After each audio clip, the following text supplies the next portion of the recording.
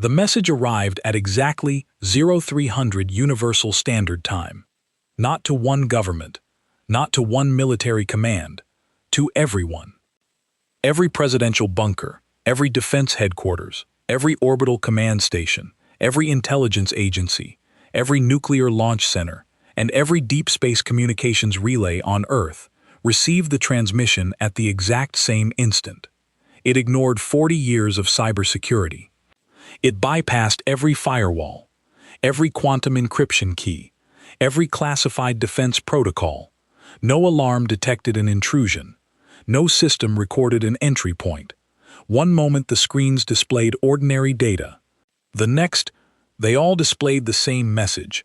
It appeared with the quiet certainty of something that had never considered the possibility of being denied. Across the planet, conversations stopped. Military officers stared in disbelief. Scientists searched for an explanation. Governments demanded answers that no one possessed. At the top of every screen, in every human language, a single title slowly materialized.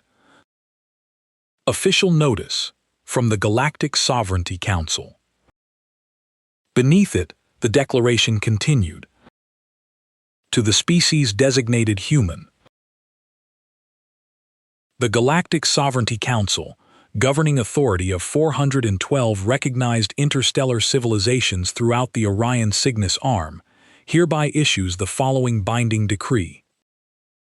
The room fell silent, wherever the message appeared. Then came the next line. Your civilization has been found in violation of Sovereignty Accord 7 Theta, subsection 9, paragraph 3. No explanation.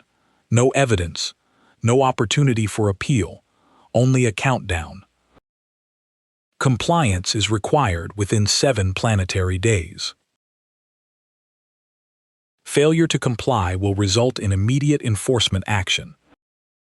For the first time in recorded human history, humanity had just been declared guilty by a government no one on Earth had ever known existed, the unauthorized militarization of a contested stellar corridor.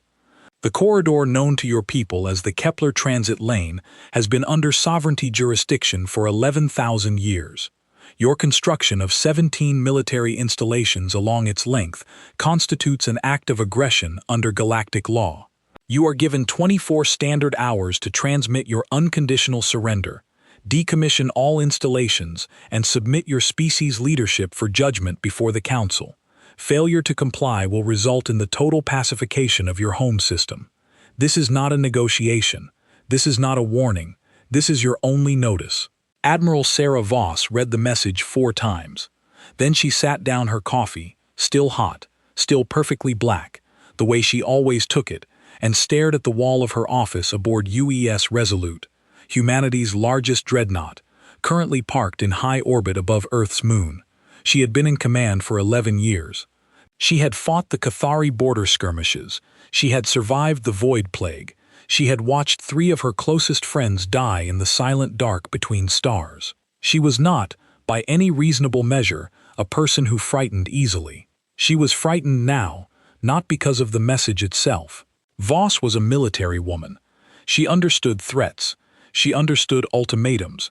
She understood the language of force. What frightened her was something far more specific. The message had been received by every human being simultaneously, on every device in every corner of human-occupied space.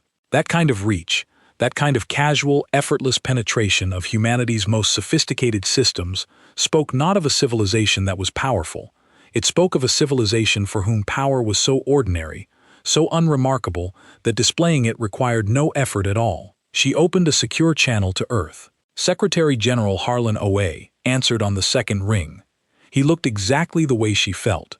Gray-faced, hollow-eyed, the kind of calm that only people who have stopped being afraid of the worst-case scenario can achieve.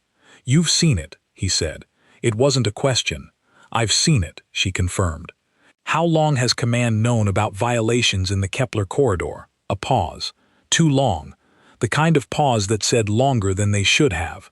18 months, Owe said quietly. The installations were classified under Project Threshold, deep space forward positions. Defensive technically.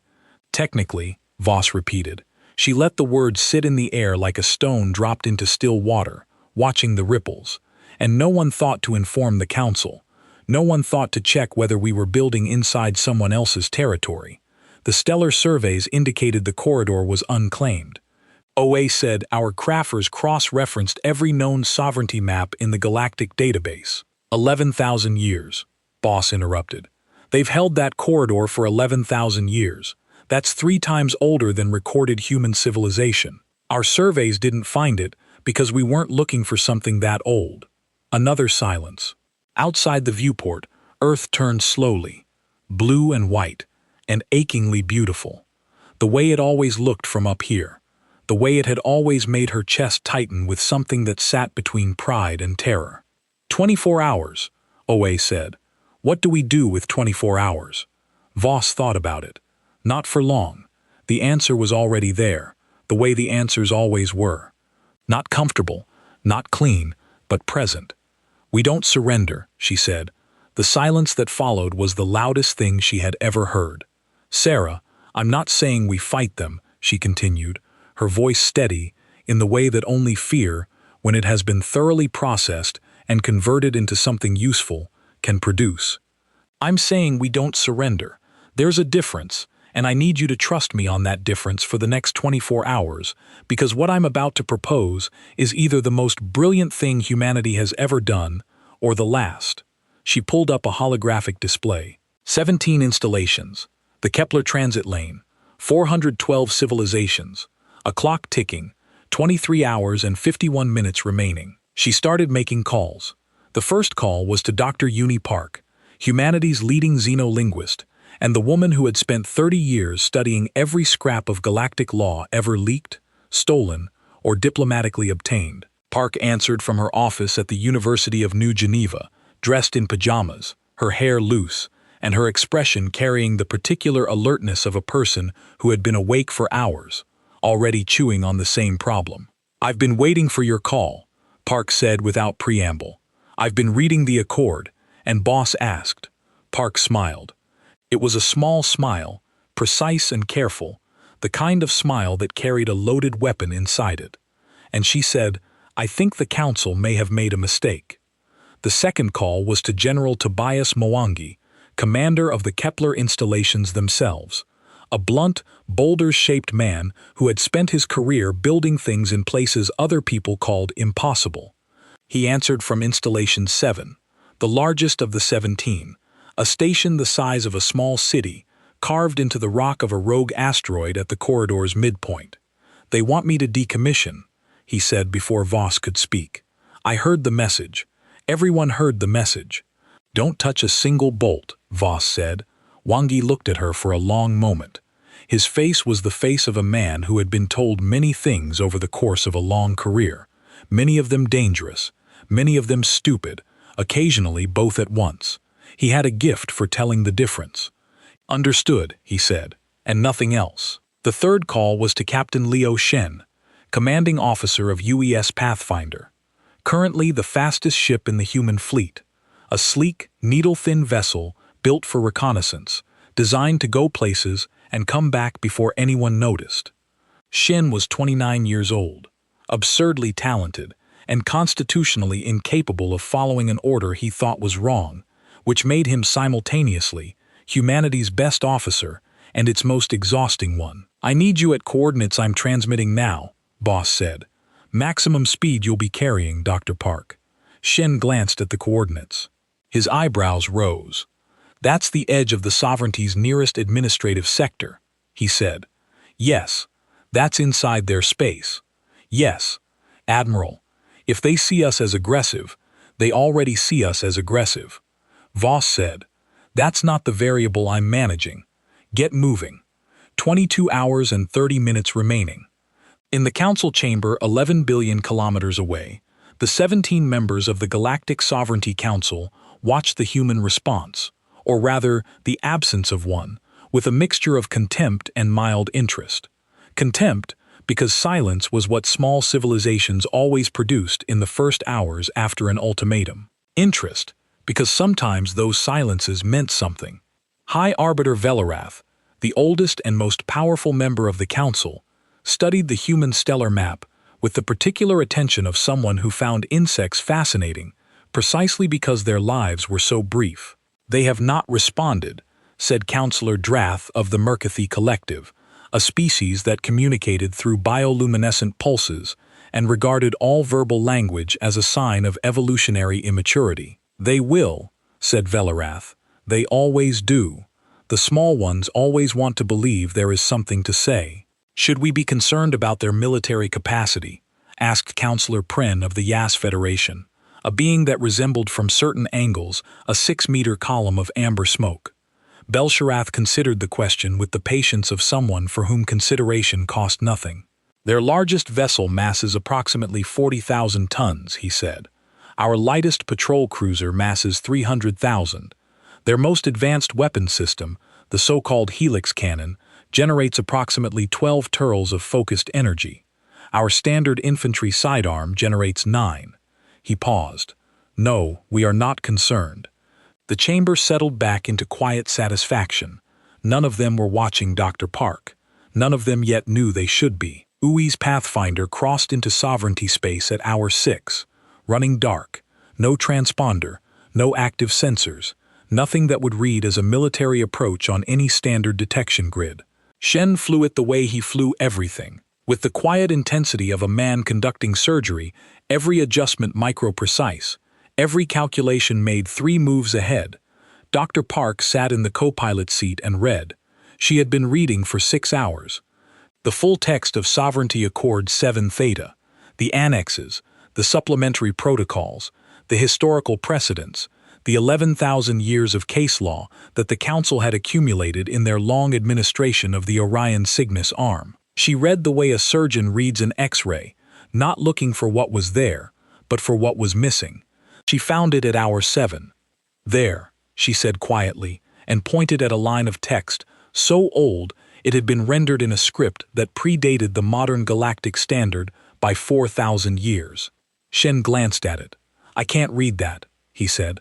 "No," Park agreed. "Almost no one can. It took me 3 years to learn this dialect." She leaned back in her seat. "It says sovereignty claim upon any stellar corridor, lane or passage shall be considered valid and enforceable only in the event that said claim has been continuously and demonstrably maintained through active administrative presence as defined in Schedule C throughout the period of claim." Shen stared at her. "What does that mean?" "It means Park said that you can't just claim a corridor and walk away for 11,000 years. You have to maintain it actively, administratively. There have to be records, regular patrols, registered vessels, administrative filings, the galactic equivalent of paying your property taxes." She tapped the text. Schedule C defines active administrative presence as a minimum of 1 registered vessel transiting the corridor per standard year, with logged records submitted to the Sovereignty Archive. "And the Kepler corridor?" Shen asked slowly. Park's smile returned. That same precise loaded smile. "Has not had a single registered vessel transited in 412 years, she said. "I pulled the Sovereignty Archive records myself 6 hours ago.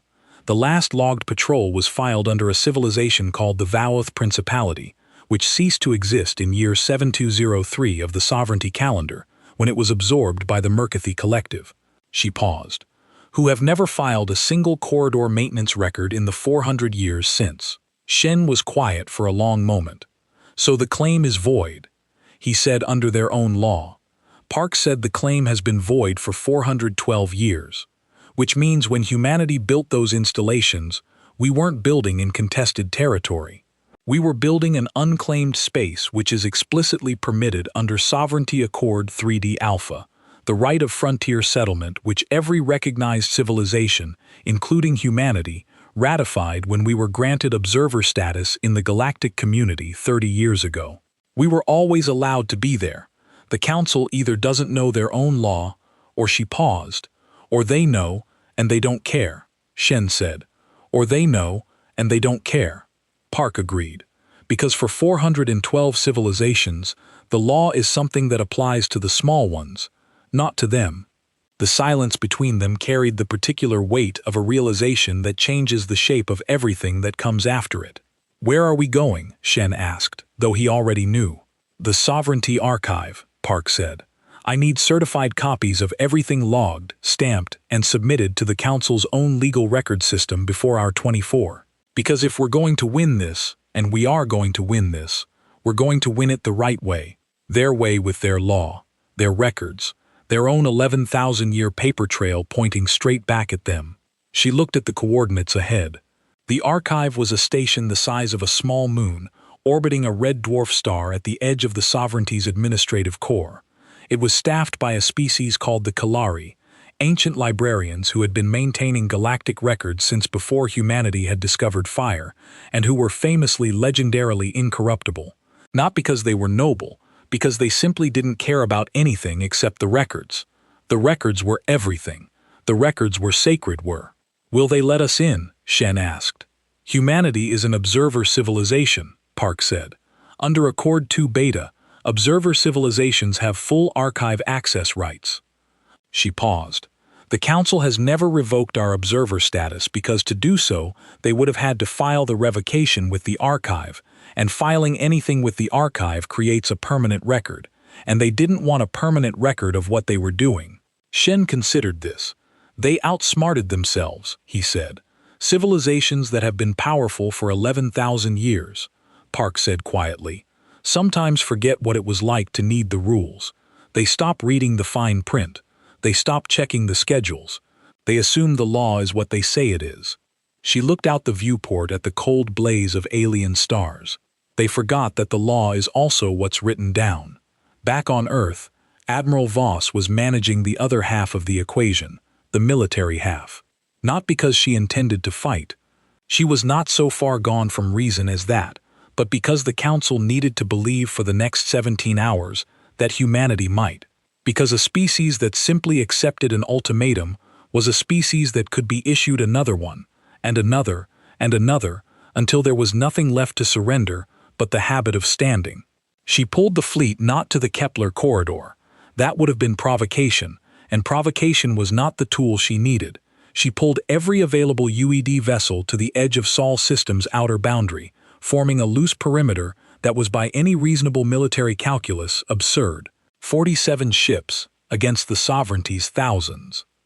47 ships that masked in aggregate approximately what the Council's smallest patrol cruiser masked alone.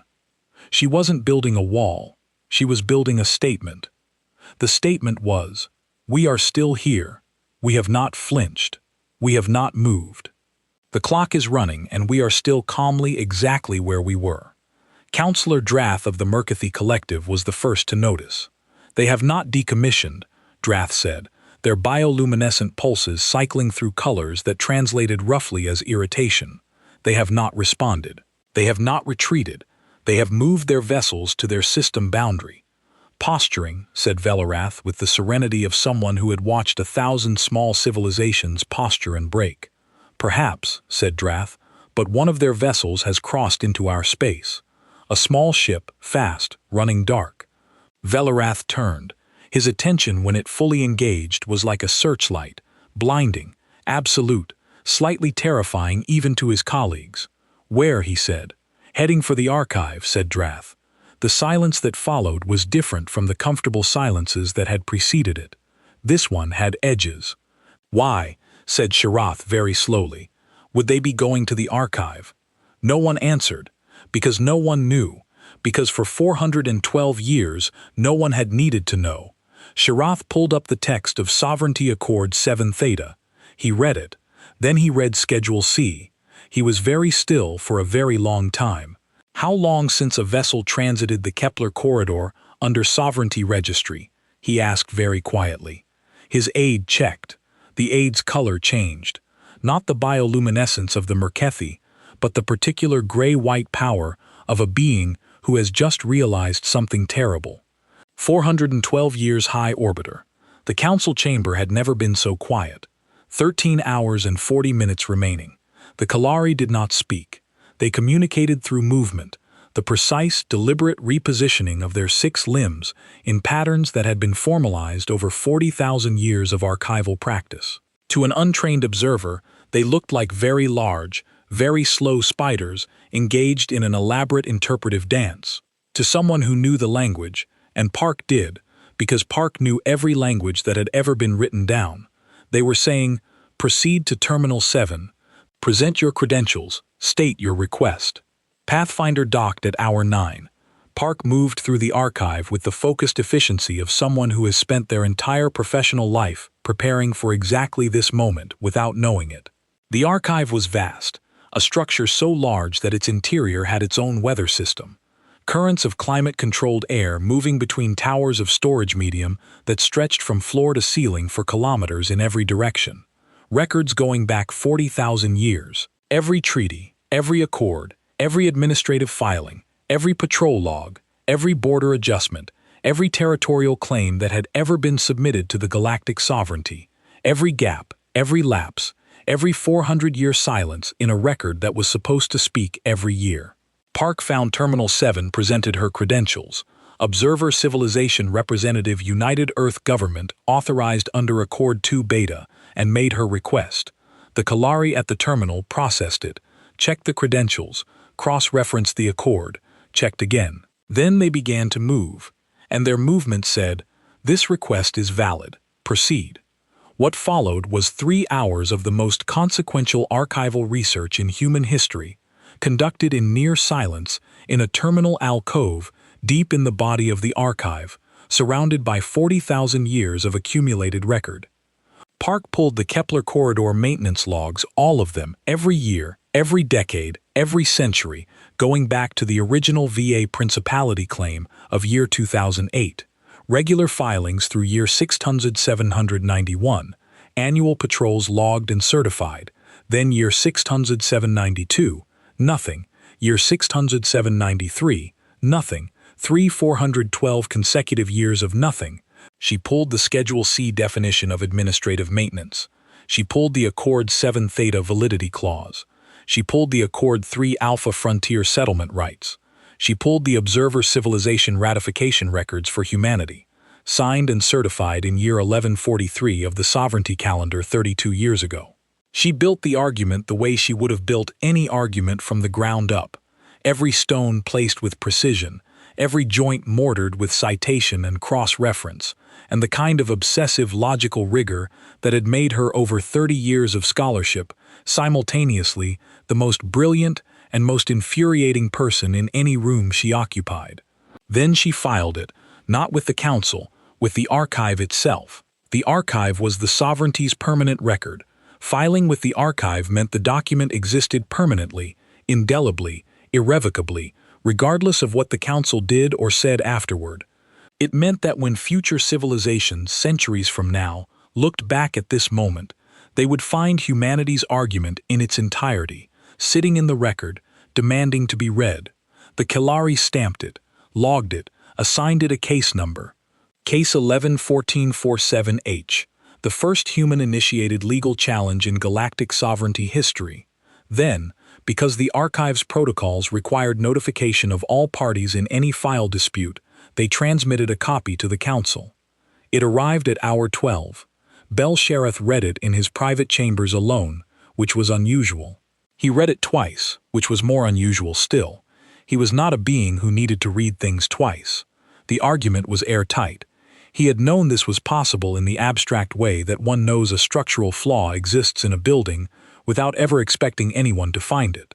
He had known because he was old and careful and thorough beings always know where their vulnerabilities are. But knowing a vulnerability exists and having someone find it and file it in the permanent record are very different things. The council had 2 options.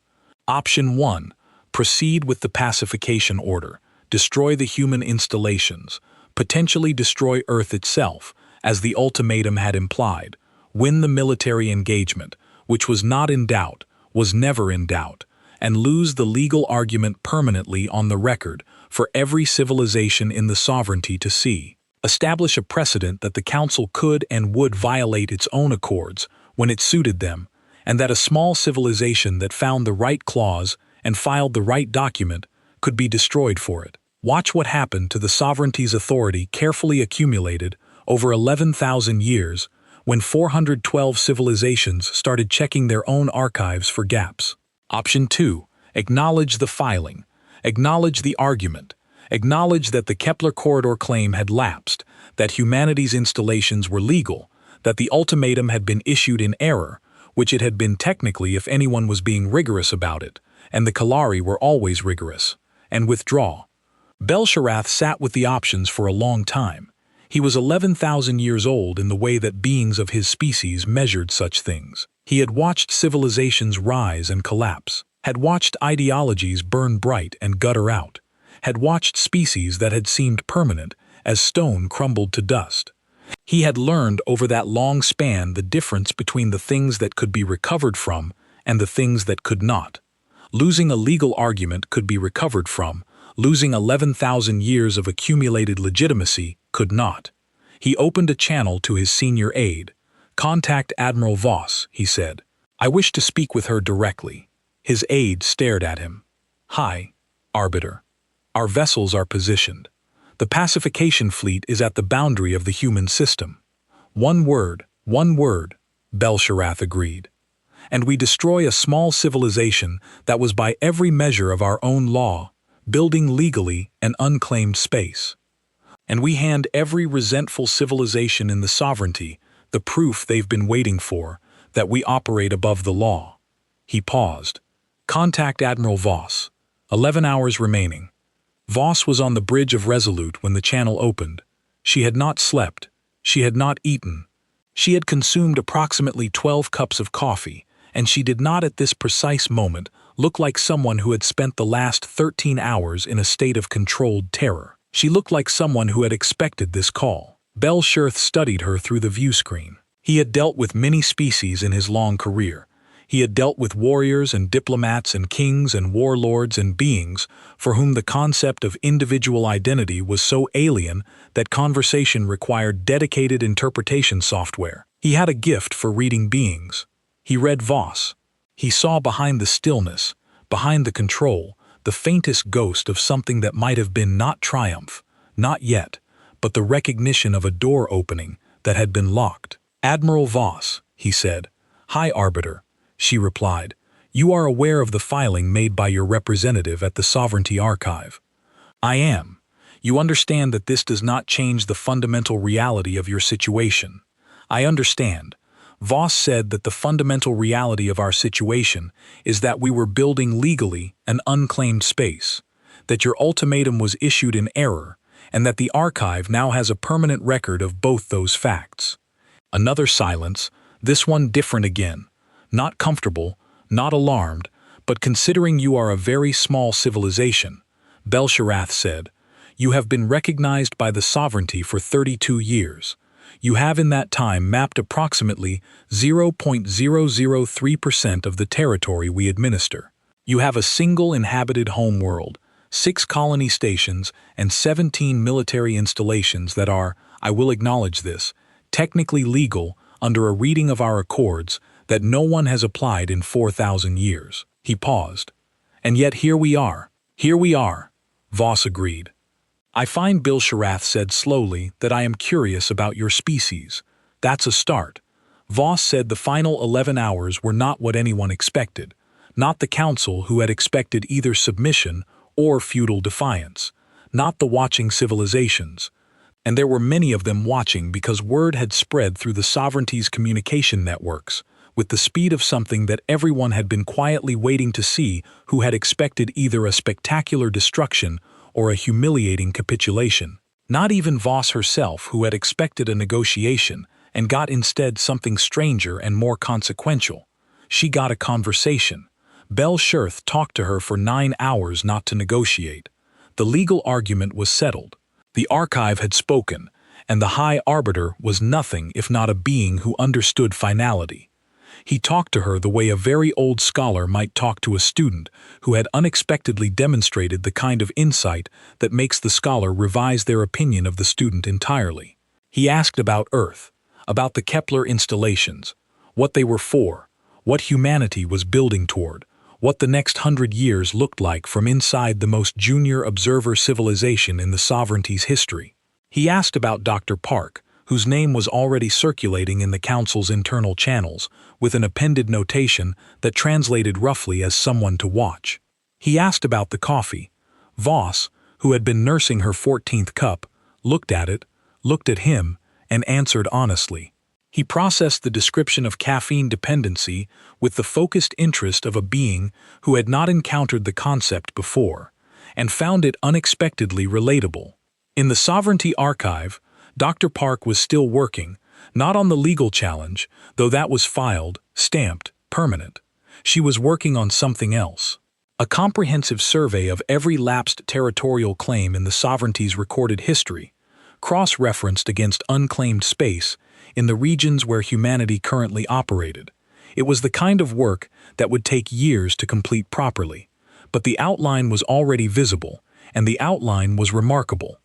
There were 47 lapsed claims, 47 corridors, sectors, and stellar zones where the sovereignty's administrative presence had faltered or ceased, where the maintenance records had gone quiet, where the law, their law, the law they had written and stamped and filed 11,000 years ago, had silently voided claims that no one had bothered to re-examine.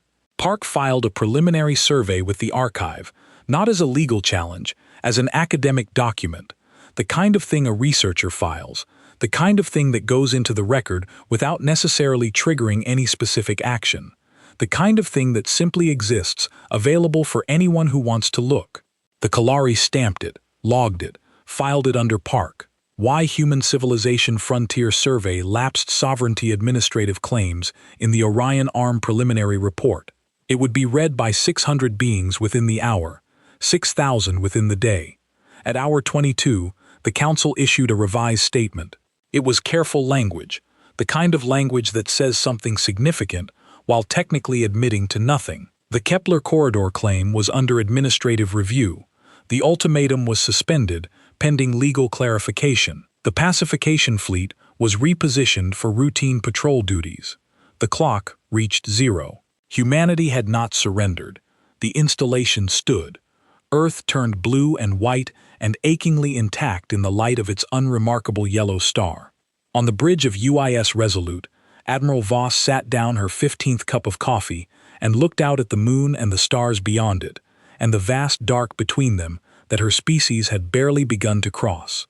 She thought about Dr. Park 11 billion kilometers away, in an archive the size of a moon, building a map of everything they were allowed to reach. She thought about General Mangi in Installation 7, surrounded by 17 platforms of steel and purpose that were it turned out exactly where they were supposed to be. She thought about the conversation with Vel Shirath, which had ended an hour ago, with a formality that she had recognized, even through the translation software, as something approaching respect. The old orbiter's parting words had been, "Your species is young. Young species are dangerous because they have not yet learned what cannot be done."